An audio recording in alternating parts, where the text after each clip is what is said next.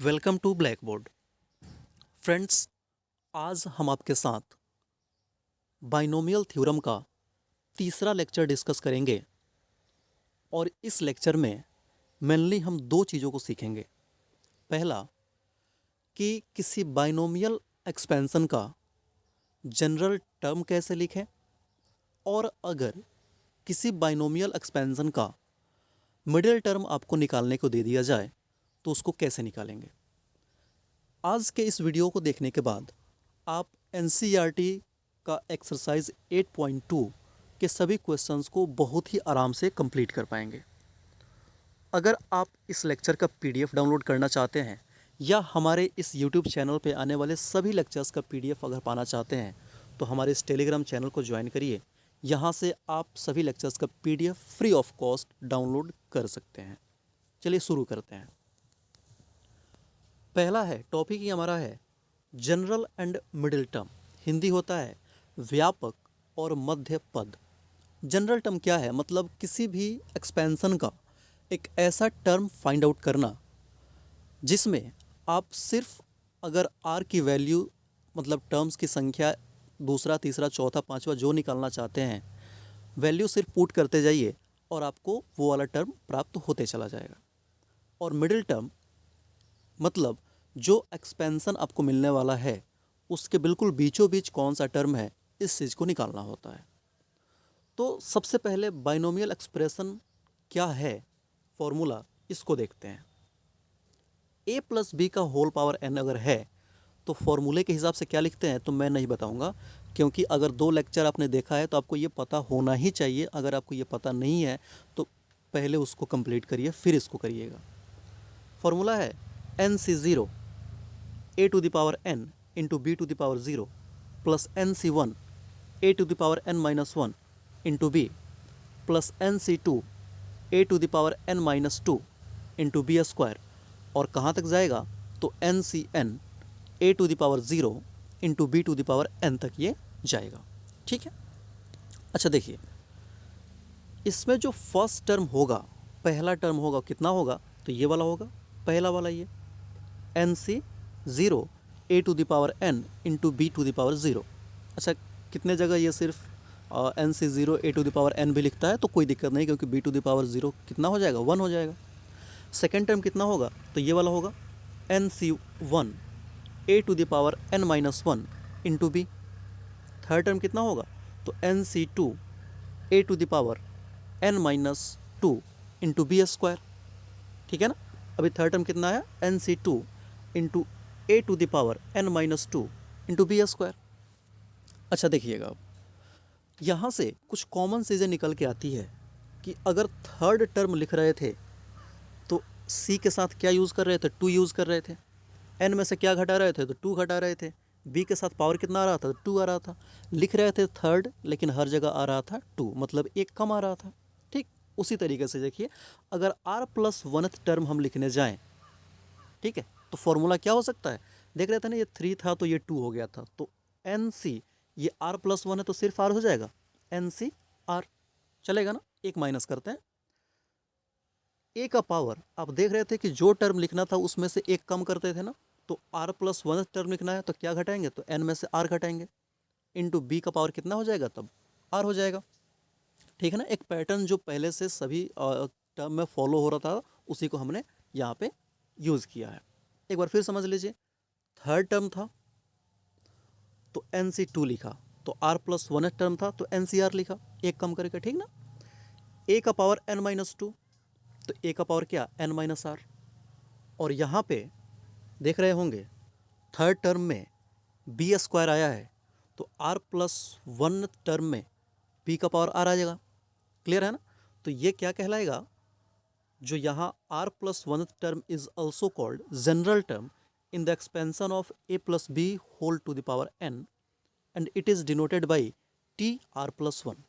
जो यहाँ r plus वनथ term का आपने वैल्यू निकाला कितना तो n C r into a to the power n minus r into b to the power r, इसे वो क्या बोलते हैं तो बाइनोमियल एक्सप्रेशन का जनरल टर्म कहा जाता है।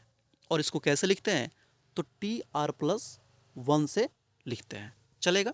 तो इस तरीके से कोई भी बाइनोमियल एक्सप्रेशन आपको दिया जाए तो उसका जनरल टर्म आसानी से लिख सकते हैं।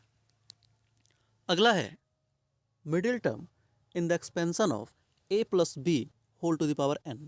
अगर a प्लस बी का होल पावर n है तो उस केस में जो मिडिल टर्म होगा, मध्य पद होगा, वो कितना होगा, इस चीज़ को हमें फाइंड आउट करना है।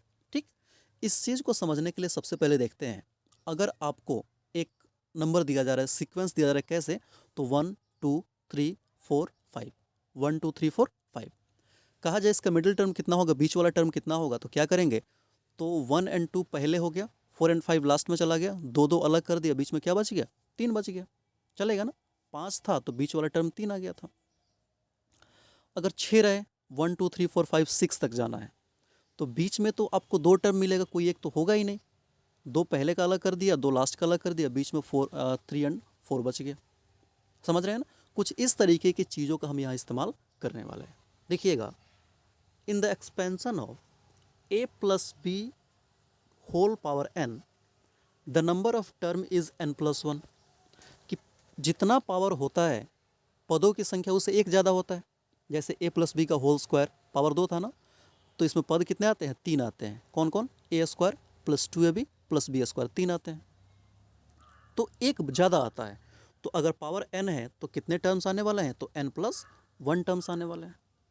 अब देखना, अगर n इवन है, मतलब n अगर सम संख्या है, तो n प्लस 1 क्या हो जाएगा, एक विषम संख्या होगा। देख रहा है, n plus 1 will be odd. और n अगर विषम संख्या है तो n प्लस 1 क्या हो जाएगा, तो इवन हो जाएगा, सम हो जाएगा। ठीक है ना, समझते हैं। अगर a प्लस बी का पावर होल पावर 5 दिया जाए तो इसमें पदों की संख्या कितना आएगा, 6 आएगा। ठीक है ना, तो n क्या था, 5, विषम संख्या था, तो पदों की संख्या सम संख्या आया 6। तो इसी चीज़ को लिखा गया है कि अगर n सम संख्या होगा तो n प्लस 1 विषम होगा, और अगर n विषम होगा तो n प्लस 1 सम होगा। ठीक, अब इसमें 2 कंडीशन बनता है कि अगर n सम संख्या हो तब क्या होगा, और n विषम संख्या हो तब क्या होगा। तो देखिएगा, first case, if n is even number, मतलब n जो है वो सम संख्या है। अच्छा, सम संख्या n है तो n प्लस 1 क्या होगा, विषम संख्या होगा, तो लिखा गया है n plus 1 will be odd, विषम संख्या होगा। तो इस केस में जो आप मिडिल टर्म लिखते हैं वो कौन सा टर्म होता है, तो n/2 प्लस 1th जो टर्म होगा वो क्या होगा, तो इसका मिडिल टर्म होगा। कैसे निकालते हैं, याद रखिएगा, n अगर n प्लस 1 को छोड़ दीजिए, यहाँ पे n अगर सम संख्या है तो उसका बीच वाला पद कौन सा होगा, तो n/2 प्लस 1th टर्म उसका बीच वाला हो जाएगा। ठीक है ना, जैसे एग्जांपल, मिडिल टर्म बताना है, x प्लस 2y का होल पावर 8 है, तो 8 क्या है, सम है कि विषम है, सम है ना, तो सम है मतलब इवन, यहाँ देख रहे हैं, तो कैसे निकालेंगे, n/2 प्लस 1, तो 8/2 प्लस 1 कितना आ गया, 5 आ गया, मतलब जो 5th टर्म होगा वो इसका बीच वाला पद होगा। क्लियर है इतना, चलिए आगे बढ़ते हैं। सेकेंड केस कह रहा है, इफ़ n इज़ ऑड, अगर n विषम है तो n प्लस 1 क्या आएगा, इवन आएगा, सम आएगा। So there will be 2 middle terms. तो अगर सम के केस में देखते थे, जैसे 1 2 3 4 5 6 केस में हमने देखा था, तो 2 बीच वाला टर्म आया था ना, वैसे ही कह रहा है कि n प्लस 1 अगर इवन है तो 2 बीच वाला टर्म आएगा। कौन कौन सा, तो n प्लस 1/2th टर्म, और दूसरा n plus 1/2 plus 1th term, ये 2 होगा इसके बीच वाले पद का वैल्यू। इस चीज़ को अब थोड़ा हम एग्जाम्पल समझने की कोशिश करेंगे। ये ठीक से समझ आया ना, कैसे करना है, कि अगर n विषम संख्या है तो उसके मध्य पद 2 होंगे। कौन कौन सा होगा, तो n प्लस 1/2th टर्म और n plus 1/2 plus 1th term इसके मध्य पद में होंगे। अब देखिएगा, एक एग्जाम्पल कह रहा है कि 2x माइनस वाई का होल पावर 7 दिया गया है, तो इसका मध्य पद कौन कौन सा पद होगा, ये बताइए। तो 7 है ना, 7 क्या है, इवन है कि ऑड है, तो अब कोई मत बोल देना कि सर इवन है, यह है ऑड। तो ऑड के केस में कैसे निकालते थे, तो n प्लस 1/2, तो n का मान है 7, तो 7 प्लस 1/2 कितना आ गया, 4 आ गया। तो दो मिडिल टर्म मिलने वाले हैं, तो ये पहला मिडिल टर्म था। दूसरा कैसे निकालते थे, तो n प्लस 1/2 प्लस 1, तो 7 प्लस 1/2 प्लस 1, तो 7 प्लस 1/2 मतलब 4, और उसमें एक जोड़िएगा तो कितना आएगा, 5 आएगा। मतलब इसका दूसरा मिडिल टर्म होगा पाँचवा टर्म। तो इस तरीके से आप मिडिल टर्म कौन से टर्म को बोलेंगे ये यहाँ से पता कर सकते हैं। कोई दिक्कत, आगे बढ़ें। चलिए कुछ एग्जांपल्स को देखते हैं। ये एनसीईआरटी का क्वेश्चन है, कह रहा है find the fourth term in the expansion of x minus 2y का होल पावर 12 है।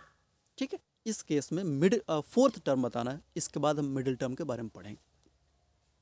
तो यहाँ फॉर्मूला हम यूज़ करने वाले हैं कौन सा, तो जस्ट आपने जो यहाँ पढ़ा ना TR+1 का फॉर्मूला, ये वाला, इसको यूज़ करने वाले हैं। ठीक, अब देखिए कैसे। TR+1 का फॉर्मूला कितना होता है, तो NCR इंटू a⁴n-r और b⁴r। हमको निकालना है फोर्थ टर्म, क्वेश्चन कह रहा है fourth term, find the fourth term. तो T4 निकालना है, तो T4 को T3+1 लिख दें, 3 + 1 4 ही होता है ना। हाँ चलो ठीक है। तो अब देखिए TR+1 के जैसा चला गया ये, क्या बिल्कुल चला गया। तो फॉर्मूला पुट करते हैं, NCR है, n का मान कितना है बउआ, 12 है ना, क्वेश्चन कह रहा है 12, तो 12 C, R का मान कितना 3 हो जाएगा। देखिए ना, यहाँ R+1 था, यहाँ 3+1 है, तो R का मान कितना हो गया, 3 हो गया। इंटू x का पावर कितना होगा, n-r, मतलब 12 - 3, और b का पावर r, मतलब b कितना है, 2y क्या है माइनस में, तो माइनस में 2y का पावर कितना 3, चलेगा। अब देखिए 12 से 3 को मैंने सीधे सीधे शॉर्टकट में लिख दिया, 12 factorial upon 3 factorial into 9 factorial. Formula क्या होता है बताइए, NCR का n फैक्टोरियल बटा r factorial into n - r factorial. x का पावर 12 - 3 कितना हो गया, 9 हो गया क्या, और माइनस का क्यूब करेंगे तो माइनस रह जाएगा, 2 का क्यूब करेंगे तो 8 हो जाएगा, y का क्यूब करेंगे तो y क्यूब हो गया। ठीक है, यहाँ पे मैंने उसको लिख दिया। फैक्टोरियल 12/3 फैक्टोरियल इंटू 9 फैक्टोरियल को मैंने ब्रेक करना शुरू किया, तो कितना आ गया, 12 × 10 × 11/6। वो आपको सॉल्व करने आता है ऑलरेडी, तो आप अपने हिसाब से कर लेंगे। x का पावर 9, और ये जो टर्म है ये इसको एज इट इज़ मैंने यहाँ पे छोड़ दिया, और फाइनली जो सिंप्लीफिकेशन आया वो कितना आया, तो -1760 x⁹ y⁴। इस तरीके से इस पूरे एक्सपेंशन का जो चौथा टर्म है वो कितना है, तो इतना है। कोई दिक्कत, ठीक है ना इतना। चलिए आगे बढ़ते हैं। अगला क्वेश्चन है, find the fifth term in the expansion of x³/2 - 2/x² का होल पावर 9। इसका आपको पांचवा टर्म लिखना है। ये भी क्वेश्चन आपके लिए मैं छोड़ रहा हूँ, ये इसको आप सिंप्लीफाई करेंगे, हो सकता है ना। पांचवा टर्म लिखना है, तो पांचवा टर्म मतलब क्या है, TR+1 का फॉर्मूला यूज़ करेंगे, मतलब T4 + 1 का, तो n का मान 9 हो गया और r का मान कितना हो गया, 4 हो गया। इसको आप सिंप्लीफाई खुद से कर लीजिएगा। नेक्स्ट क्वेश्चन है एग्जाम्पल, ये NCERT का है सीधे सीधे। Find the general term in the expansion of x² - y का होल पावर 6। इसका कह रहा है कि जनरल टर्म बताइए, मिडिल टर्म नहीं निकालना है, जनरल टर्म निकालना है। ठीक है, तो देखिए दिया गया है x² - 6 का होल पावर 6, तो इसको हमने थोड़ा सा अपने हिसाब से मॉडिफाई कर लिया, और कैसे लिख दिया, तो x² प्लस इंटू -y का होल पावर 6, चलेगा, कोई दिक्कत। अच्छा देखिएगा, x² - y का करना था, मैंने यहाँ पे गलती से 6 लिख दिया, यहाँ भी क्या होगा, y होगा। अब इधर जनरल टर्म हमको लिखना है, तो जनरल टर्म का फॉर्मूला क्या होता था, TR+1 into is equals to NCR into a⁴n-r into b⁴r, यही होता था जनरल टर्म। उसी पे इसको हम ब्रेक करने वाले हैं, तो TR+1 क्या लिखना है हमको, TR+1, क्योंकि जनरल टर्म वही होता है। अब इधर देखिएगा, हमको r का मान तो पता नहीं है, क्योंकि जनरल टर्म है तो r तो आपको लिखना ही पड़ेगा, r को हम बदल नहीं सकते हैं। लेकिन n का मान कितना है, तो 6 है, पावर देख रहे हैं 6 है, n का मान कितना हो गया, 6 हो गया। अब हम क्या करने वाले हैं, इस फॉर्मूला को रिप्लेस कर देंगे, किसको, तो a के बदले x² को, b के बदले -y को, और n के बदले 6 को, r वैसे ही छोड़ देना है हमको। तो NCR होता है, तो n का मान 6 हो गया ना, तो इसको क्या लिख दे, 6CR लिखते हैं। बढ़िया। a⁻n-r, तो a के बदले क्या लिखेंगे, x² लिखेंगे। n का मान 6 है, मतलब 6 - r हो गया, ठीक। इंटू b⁻r होता है, तो b का मान -y है, तो -y का पावर कितना हो गया, r हो गया, ठीक। अब इसको क्या कर सकते हैं, तो -y का पावर r है, ठीक। तो माइनस को हम पहले कर लेते हैं यहाँ पे, ठीक। तो क्या बच गया, 6CR इंटू x⁻, इस 2 से इसको मल्टीप्लाई करेंगे, मैं थोड़ा सा इसको इरेज कर देता हूँ, इस 2 को इधर मल्टीप्लाई करेंगे तो क्या हो जाएगा, 12 - 2r हो जाएगा। तो x का पावर कितना हो गया, 12 - 2r, और ये क्या बच गया, तो y⁻r बच गया। तो इस तरीके से जो एक्सपेंसन दिया गया था, जो क्वेश्चन था x² - y का होल पावर 6, इसका जनरल टर्म कितना आ गया, तो TR+1 = -1 into 6CR into x⁻12 - 2r into y⁻r हो गया, ठीक है। अब यहाँ से कोई बोले पाँचवा टर्म निकालो, छठा टर्म निकालो, सातवां टर्म निकालो, तो जो टर्म निकालना है ना r के बदले वो पुट करेंगे। जैसे पाँचवा टर्म का है तो पाँचवा टर्म कैसे लिखेंगे, 4+1 लिखेंगे ना, तो r का मान 4 पुट कर देना है, ठीक है। इस तरीके से करके आप इस क्वेश्चन को आगे सिंप्लीफाई कर सकते हैं।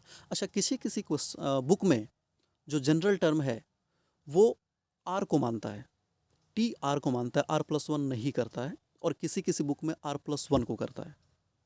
दोनों सही है, लेकिन मैंने यहाँ r+1 किया क्योंकि इस r+1 लेने से इसका सिंप्लीफिकेशन थोड़ा आसान हो जाता है, इसको सॉल्व करना थोड़ा आसान हो जाता है, इसी वजह से हमने r+1 लेके बनाया। आपके NCERTs में भी r+1 को ही लिया है, जबकि बहुत सारे बुक्स को मैंने देखा जहाँ r को भी वो जनरल टर्म कभी कभी ले लेते हैं। तो इसमें घबराने जैसी कोई बात नहीं है, दोनों सेम चीज़ है, ठीक है। आई होप आपको ये लेक्चर पसंद आया होगा। अगर आपको पसंद आए तो अपने फ्रेंड्स तक इसे ज़रूर शेयर करिए और हमारे इस यूट्यूब चैनल को सब्सक्राइब करिए। Thank you for watching, thank you very much.